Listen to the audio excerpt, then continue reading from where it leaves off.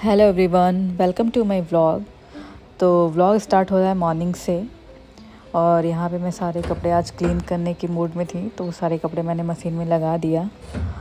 और मैं मिल रही हूँ काफ़ी लॉन्ग टाइम के बाद, I guess it's been more than 20 days, जब मैं अपना वीडियो में अपलोड करूँगी। तो बस कुछ चीज़ें थी जो बीच में चल रही थी, तो मैं वीडियो अपलोड नहीं कर पा रही थी, कंटिन्यू नहीं थी। तो यहाँ पे कुछ चीज़ें मैं रिफ़िलिंग कर रही थी।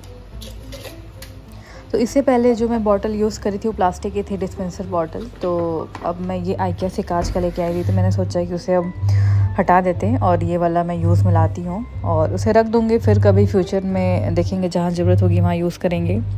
और मुझे कांच की चीज़ें या मतलब इस टाइप की चीज़ें मुझे बहुत अच्छी लगती हैं। कोई भी कंटेनर या बॉक्स तो मैं प्रेफर करती हूँ कि मैं वैसा ही यूज़ करूँ, मेरी प्रायोरिटीज़ वही रहती हैं। सो वो मैंने रिफ़िल कर लिए और उसके बाद काफ़ी टाइम के बाद मैं सोची थी कि आज फ्रिज क्लीन करूँगी, क्योंकि काफ़ी टाइम हो गया थे, बट फिर भी मैं सारा नहीं क्लीन कर पाई।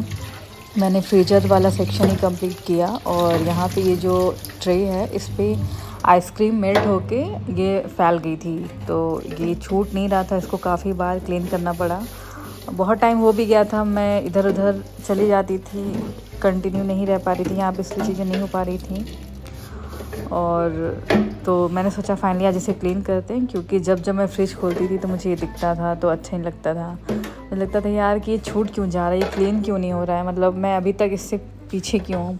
तो फाइनली मैंने सोचा आज इसे क्लीन कर देते हैं। बट मैंने सोचा था कि आज पूरा ही क्लीन करेंगे, बट और भी चीज़ें थी, लाइंड अप थी चीज़ें, तो मैंने सोचा चलो एटलीस्ट थोड़ा ही करते हैं, फिर नेक्स्ट टाइम में और नीचे वाला कंपार्टमेंट क्लीन कर दूँगी। तो फाइनली 4-5 बार इसे सोप लिक्विड से इसे क्लीन करना पड़ा, तो फाइनली ये अच्छे से क्लीन हो गया था। और इधर साइड में मेरे जो मैंने कपड़े धुले थे वो भी धुल गए थे, तो अब मैं इन सबको धूप में फैला दूँगी। और ये जो ट्रे है इसको भी। और इस व्लॉग में मैंने सिर्फ ये सारी चीज़ें रिकॉर्ड की हैं, सिर्फ रात का डिनर ही रिकॉर्ड किया, प्रॉपर वीडियो नहीं रिकॉर्ड की हूँ कुकिंग का।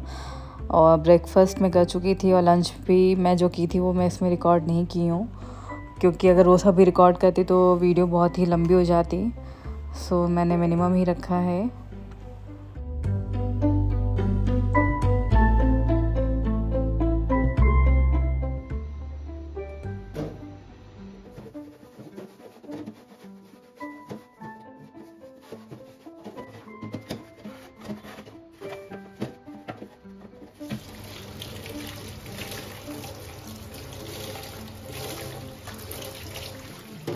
सो फाइनली अब ये क्लीन हुआ है। मुझे लगता है 5-6 बार मैं इसको लिक्विड सोप से क्लीन की हूँ, तब जाके इसके स्टेन हटे हैं।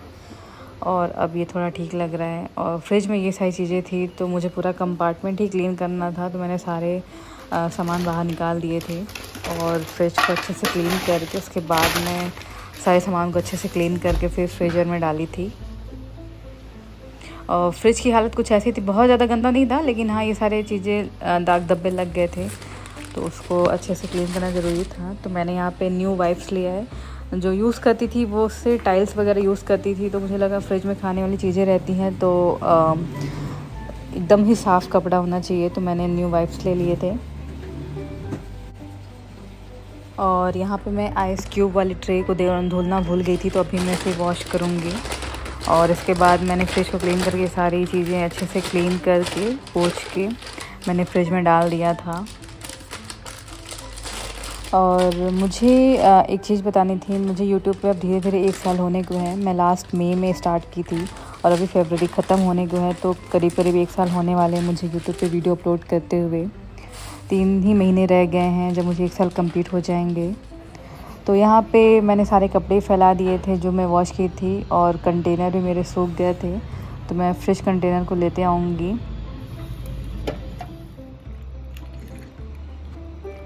और यहाँ पे आइस क्यूब कंटेनर में पानी को भर के रख देंगे आइस क्यूब जमने के लिए। और मैंने सारी चीज़ें अच्छे से क्लीन करके यहाँ पे सेट कर दी हैं, तो अब कुछ इस टाइप की चीज़ें दिख रही हैं। बहुत ज़्यादा डिफरेंस तो नहीं है, बट सेटिस्फाइड है अब। और अब टाइम है मेरे जिम जाने का, तो मैं यहाँ पे बना रही हूँ अपने लिए ब्लैक कॉफ़ी। तो ब्लैक कॉफ़ी के लिए मैंने ब्लैक कॉफ़ी ले लिया है और इसमें लेमन स्क्वीज़ करके डालेंगे। तो इससे क्या होता है ना कि टेस्ट बहुत अच्छा आता है, बहुत अच्छा नहीं मतलब बेटर होता है। जो हम प्योर ब्लैक कॉफ़ी पीते हैं उससे थोड़ा सा बेटर होता है। हम इसे ईज़िली पी लेते, थोड़ा सा खट्टा सा टेस्ट आता है तो अच्छा होता है, इसलिए मैं पी लेती हूँ और टेस्ट भी अच्छा आता है। और जो प्योर कॉफ़ी होती है ना, वो पीने के बाद मुझे ऐसा लगता है लास्ट में जैसे वॉमिट हो जाएगा, तो इसलिए मैं अब इस तरह के तरीके से ट्राई करने लगी हूँ ब्लैक कॉफ़ी पीने के लिए।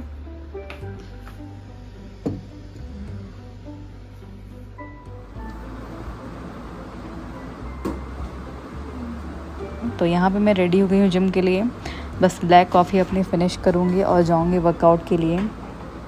अभी जल्दी ही मैंने वर्कआउट भी स्टार्ट किया है। It's been I think 2-3 days और 4 डेज़। मतलब समझ रहे हो, मेरा कुछ भी अभी रेगुलर नहीं था। मैं घर गई थी, फिर मतलब इधर उधर मेरा अप डाउन ही चल रहा है, तो चीज़ें कंटिन्यू नहीं हो पा रही हैं। बट फिर भी मैं वापस आने के बाद मैं ट्राई करती हूँ कि सब कुछ ट्रैक पे आ जाएँ चीज़ें। तो बस मैंने पानी की बोतल भर ली है और मैं निकल रही हूँ वर्कआउट के लिए, जिम के लिए। जिम हमारी सोसाइटी में ही है, तो सोसाइटी वाला जिम ही मैं यूज़ करती हूँ। तो मिलते हैं जिम में। तो मैं पहुँच चुकी हूँ जिम में और यहाँ पे अपना शू पहन रही हूँ। शू हमें सेपरेटली कैरी करना होता है यहाँ आने के लिए, तो वो हम पहन के नहीं आ सकते, हमें यहीं पे पहनना होता है क्योंकि जिम का जो फ्लोर है वो गंदा हो जाता है। तो अभी मैं वर्कआउट करूँगी और वर्कआउट टाइम मैंने कोई भी वीडियोस नहीं रिकॉर्ड की हैं। वर्कआउट के टाइम मैं कोई भी फ़ोन यूज़ करना नहीं चाहती, मैं पूरा कंसंट्रेशन अपना देना चाहती हूँ वर्कआउट पे। तो यहाँ से वर्कआउट करने के बाद जब मैं घर जाऊँगी तो वो मैंने रेसिपीज़ अपनी थोड़ी बहुत कुकिंग को रिकॉर्ड किया है। तो मैं आ चुकी हूँ घर वर्कआउट करके और यहाँ पे है इडली का बैटर बहुत ही अच्छे से फर्मेंट हो चुका है। तो इसमें थोड़ा सा पानी मिक्स करना होगा तो बैटर बहुत ही अच्छा हो जाएगा। और यहाँ पे है सांभर जो बिल्कुल रेडी हो चुका, बट इसकी जो कंसिस्टेंसी है वो थोड़ी थिक है, थोड़ा और ही पतला मुझे करना है।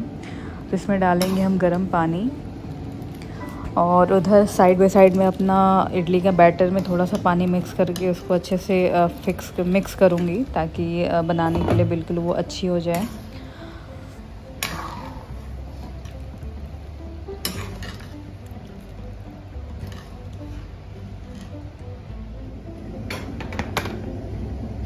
तो यहाँ पे इसकी कंसिस्टेंसी बहुत ही अच्छी हो गई है, ये बिल्कुल रेडी है बनाने के लिए।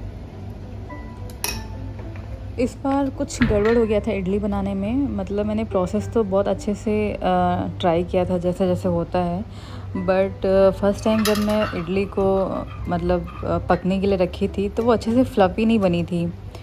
और क्योंकि मैंने इसमें बेकिंग पाउडर नहीं डाला था फर्स्ट टाइम में, क्योंकि मैंने रात में इसको भिगो के रख दिया था चावल को, मतलब ग्राइंड करके रख दिया था पूरे रात फर्मेंट होने के लिए। नेक्स्ट डे मैं रात में बनाई तो वैसे ही थी, मतलब पतली पतली फ्लफ़ी नहीं बनी थी।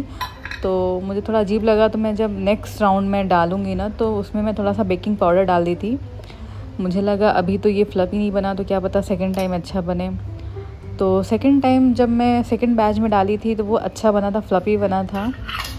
तो मुझे समझ नहीं आया कि ऐसा क्यों हुआ, मतलब मैंने पूरे प्रोसेस अच्छे से कैरी किया था, उसके बाद भी ऐसी चीज़ें नहीं हुई।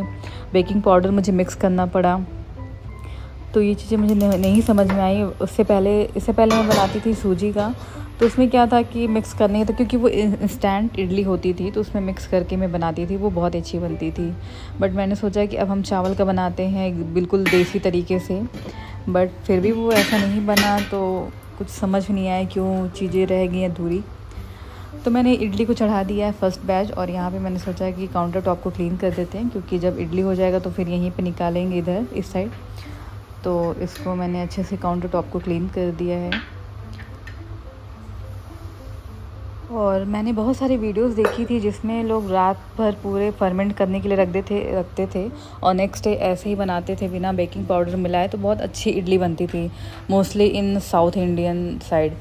तो मैंने बिल्कुल वैसा ही ट्राई किया था, बट क्या कमी रहेगी मुझे समझ नहीं आया। क्या पता 2-3 बार चीज़ें ये ट्राई करो इस तरीके से तो सही बने। अब देखते हैं फ्यूचर में। फ़िलहाल तो बेकिंग पाउडर डाल के उसको अच्छे तरीके से बना ली, और आगे देखते हैं कैसे चीज़ें सही होंगी। अगर आप में से किसी को ये ट्रिक पता हो तो मुझसे ज़रूर शेयर करना कि देसी तरीके से जब हम बनाते हैं तो भी हमें बेकिंग पाउडर मिक्स करने की ज़रूरत है क्या इडली में, चावल की इडली में।